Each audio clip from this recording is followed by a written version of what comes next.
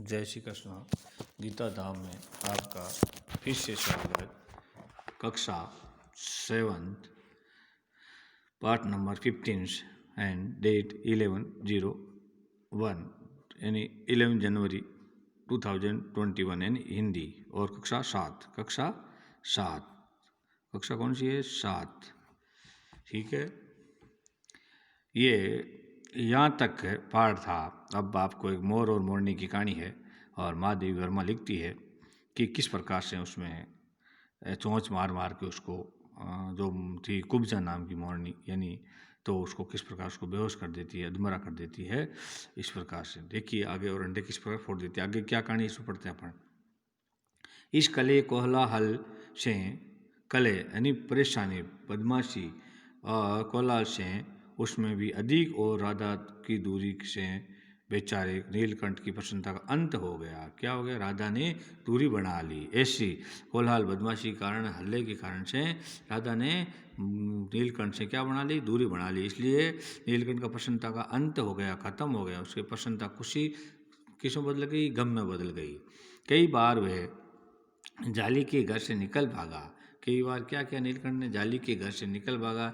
एक बार कई दिन भूखा प्यासा आम की शाखाओं में छिपा रहा। कई बार निकल भागा और कई बार एक दिन भूखा प्यासा आम की शाखा, जो आम होता है ना, आम का पेड़, उसकी शाखा, टहनी को शाखा बोलते हैं, उसे छिपा रहा, जहाँ से बहुत ही पुचकार कर मैंने उतारा। क्या कहती है महादेवी वर्मा की? पुचकार प्यार से उसको मैंने उतारा। एक बार मेरी खिड़की के शेड पर छिप रहा है, शेड पर छिपा रहा। किस पर रहा? शेड, खिड़की का शेड जो ऊपर होता है ना, उस पर छिपा रहा। मेरे दाना देने जाने पर वे सदा की भांति पंख को मंडला आकार बनाकर खड़ा हो जाता था। मंडलाकर एकदम गोल, छतरी की तरह। कैसे? छतरी की तरह।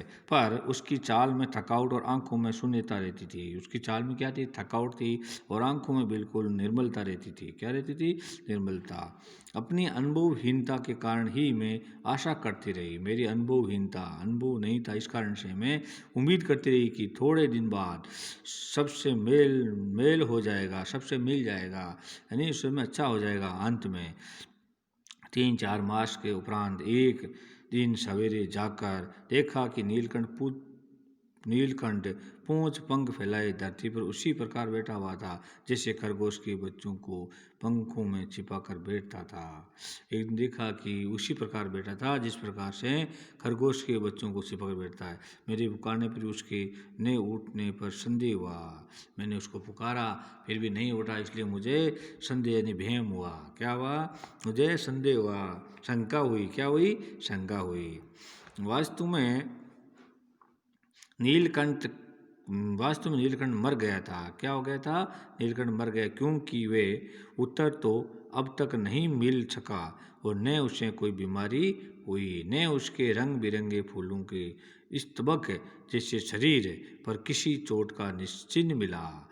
किसी प्रकार का चिन्ह नहीं था और किसी प्रकार का रंग बिरंगे फूलों में स्तबक जैसे यानी तो मार कूट के कोई चिन्ह नहीं था।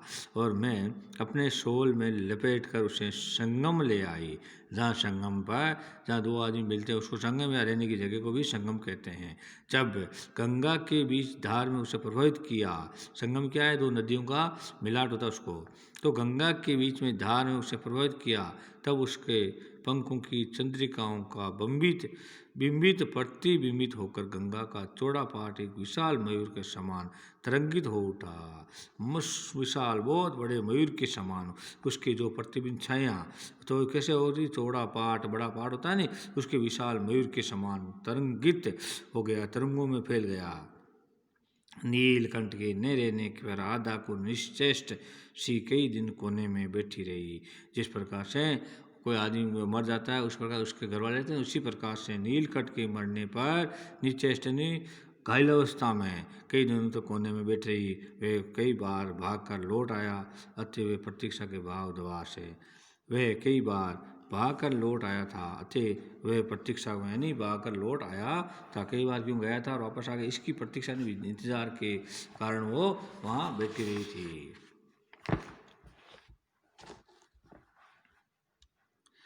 पर दृष्टि लगाई रहती थी। एक कुब्जा के कोलाहल के साथ खोज ढूंढ आरंभ की। क्या की? खोज ढूंढ। खोज के क्रम में विप्राय जाली का दरवाजा खुलते ही बाजार निकल आती थी। क्या करती थी? बाजार निकल आती थी और आम, अशोक, कंचनार आदि की शाखाओं को नीलकंठ में ढूंढती रहती थी। किस में ढूंढती रहती थी? आम, अशोक, कंचनार आदि की शाखाओं में नीलकंठ को क्या करती थी? ढूंढती रहती थी। एक दिन आम से उतरी ही थी कि कजली एल्सियसन कुत्ती, यानी एक कुत्ती का नाम था कजली, वो सामने पड़ गई। क्या? एकदम सामने आ गई। स्वभाव के अनुसार उसने कजली पर चोंच से प्रहार किया। उसकी आदत के अनुसार उसने कुत्ती पे क्या किया? अपने चोंच से प्रहार किया। परिणाम ते कजली के 2 दांत उनकी गर्दन पर लग गए। क्या हो गए? 2 दांत। इस बार उसका कलह, कोलाहल और द्वेष प्रेम भरा जीवन बचाया जा नहीं सका। परंतु इन पक्षियों ने मुझे पक्षी प्रकृति की विभिन्नता को परिचय दिया। वे मेरे लिए विशेष महत्व रखता है। क्या किया? देखे कि प्रेम भरा जीवन बचाया नहीं जा सका, परंतु इन 3 पक्षियों ने मुझे पक्षी प्रकृति का विभिन्नता का परिचय दिया। वे मेरे लिए विशेष महत्व रखता है।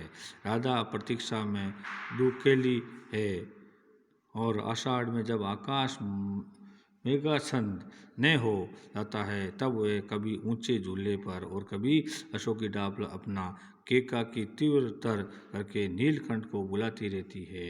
केका यानी अपने कंठ की आवाज़ से तीव्र तेज करके नीलकंठ को बुलाती रहती है। जय श्री कृष्णा। नेक्स्ट मैं आपको पढ़ूंगा। इसकी लेखिका है महादेवी वर्मा और सबको आपको